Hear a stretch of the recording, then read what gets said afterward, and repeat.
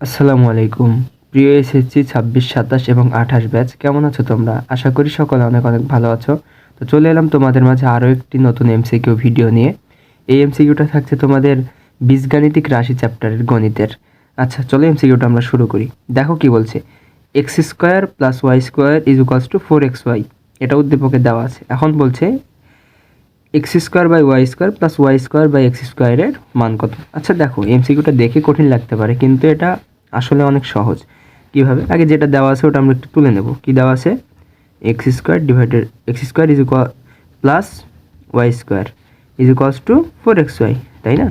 আচ্ছা, এটা প্লাস, এখন নিচে কিছু নাই। এখন দেখো তো, আমাদের এই পাশে কী আছে? 4xy আছে না?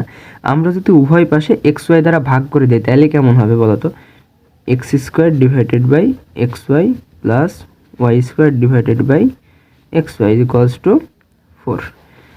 এবার তাহলে কি থাকে? উপরে এক্স স্কোয়ার, নিচে এক্স আছে, কাটাকাটি করলে উপরে একটা X divided by Y plus এখানে থাকবে Y divided by X is equals to 4। সে একটা মান পেলাম না আমরা? এই মানটা ব্যবহার করে আমরা এখন আমাদের যেটার মান নির্ণয় করতে পারবো সেটা বের করতে পারবো। যেটা বের করতে পারবো সেটা একটু লিখে, আচ্ছা আমরা এটাকে দেখো তো এভাবে লিখতে পারবো না? এক্স বাই ওয়াইয়ের উপরে whole square, X by Y তারপরে হোল স্কোয়ার প্লাস এখানে লিখতে পারবো ওয়াই ডিভাইডেড বাই এক্স তারপরে হোল স্কোয়ার। আচ্ছা, এবার এখানে এ স্কোয়ার প্লাস বি স্কোয়ারের সূত্র অ্যাপ্লাই হবে। সূত্রটা কি?